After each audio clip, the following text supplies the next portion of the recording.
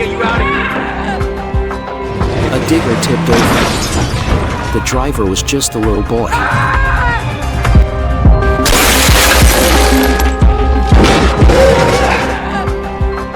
Kelly, eager to save him, pulled out the steel rod. Blood gushed out right away. I think the rebar nicked an artery in the arm. Kelly had to press on the boy's artery to stop the bleeding. Suddenly, a metal frame fell down. Even though he shouted for help, no one heard.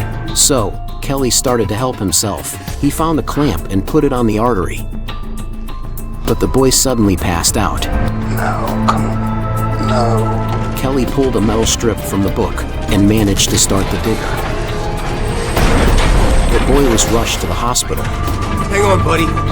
Almost there, all right? Don't give up on me, okay?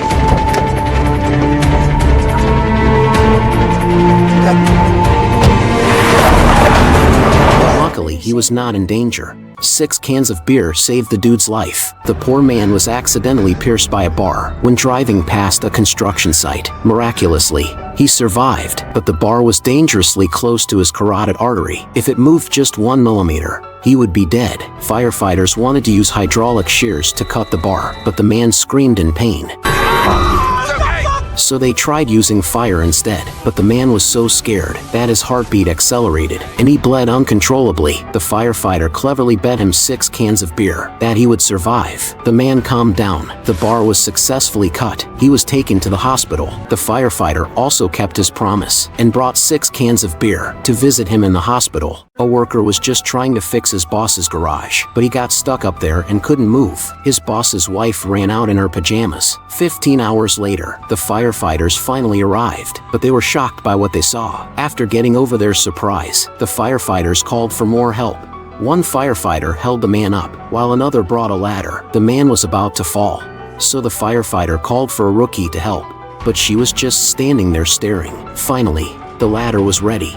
The firefighter quickly climbed up. Dawson, see if you can lift the door.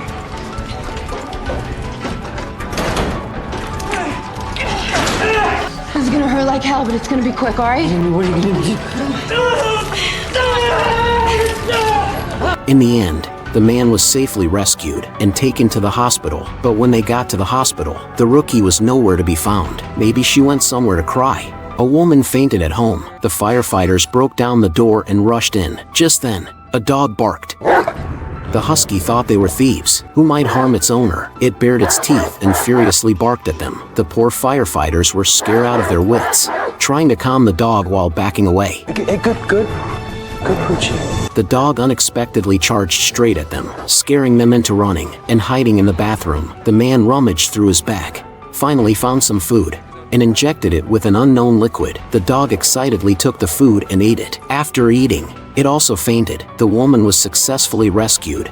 The woman's arm suddenly gets entangled in the machine, causing her excruciating pain. Just moments ago, her boyfriend was getting her some ice cream when a male staff member approached the machine. He removed the nozzle and extended a tool inside, but in the next second, his finger got caught by the machine. The woman rushed over to help, unknowingly releasing his hand, only to have her own arm pulled into the machine.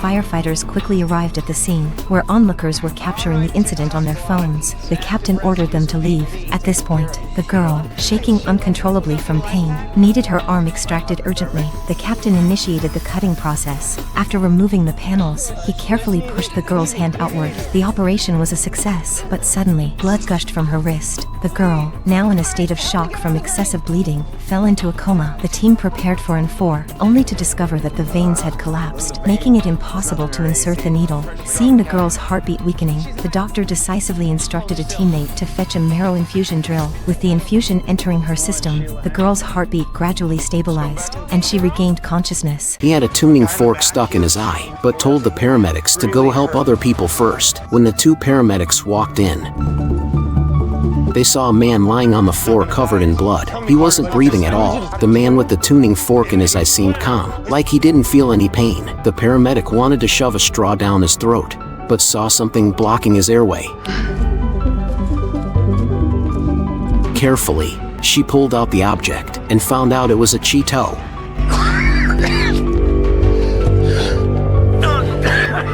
Did you shove this down his throat?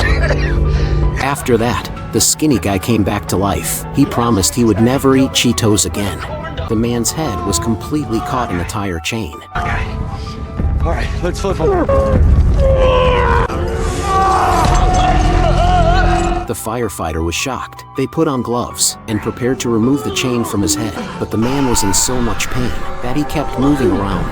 Easy, man. The more you move, the worse it gets. The blackie quickly moved the onlookers away from the scene. The tire chain was slowly removed. The man's face was unrecognizable. Even worse, his neck was bleeding profusely. A firefighter quickly covered the wound with her hand. All right, here, let me pack it. I need gauze. Help me, please. After waiting for 1,234 hours, the gauze finally was sent. The man's wound was covered, and he was immediately placed on a stretcher and taken to the hospital. So, the question is, do you know how the car's tire chain ended up on the man's head? Big Brass got caught in the tipper. Ross tried to kick it loose, but it snagged his pants and pulled him in. This homie just rapped a bit because his friend's leg was stuck in a chipper. Please get me out of here! The firefighters took apart the engine. The paramedic went to comfort the man, but he still couldn't ease his pain. 6 months later, the firefighters finally cut the bearing and got the man out of the machine. They took him to the hospital. Can you rap? During the funeral, a man dramatically descended from the sky, crashing heavily onto the lifeless figure beneath. Witnessing this, the priest urgently dialed 911. Upon the rescue team's arrival, the man's body had already grown cold and stiff. The captain suspected him to be a stowaway, concealed in the aircraft's landing gear, resulting in a perilous free fall from great altitude. Though such incidents weren't entirely unheard of, as they prepared to recover the man's body, they unexpectedly found scratches on his arms, and a broken fingernail covertly tucked in his sleeve. As it turned out, there was another woman on the landing gear, prompting the rescue team to hasten to the airport. There, they located the girl's body, who had fastened her hands to the plane to avert a fall. Unfortunately, the girl had lapsed into unconsciousness. When she was finally rescued, her first words were, No quiero estar aquí. Me quiero regresar. A car hangs precariously in the sky, leaving firefighters bewildered. They puzzle over how the driver ended up there. Just a short while ago, a woman drove in the pouring rain, but suddenly, a tornado appeared ahead, sucking both the woman and the car into it. 911, what's your emergency? When the rescue team arrived, the captain opted to send a team up using a ladder and positioned inflatable cushions below. As the female rescuer reached the scene, she made a startling discovery inside the airborne car. Suddenly, the car slid. Hastily, the female rescuer had to sever the securing ropes, shatter the car's skylight with a hammer, and ensure a safe landing on the inflatable cushion for the woman. Following suit, the female rescuer descended, unaware of the unexpected twist awaiting them.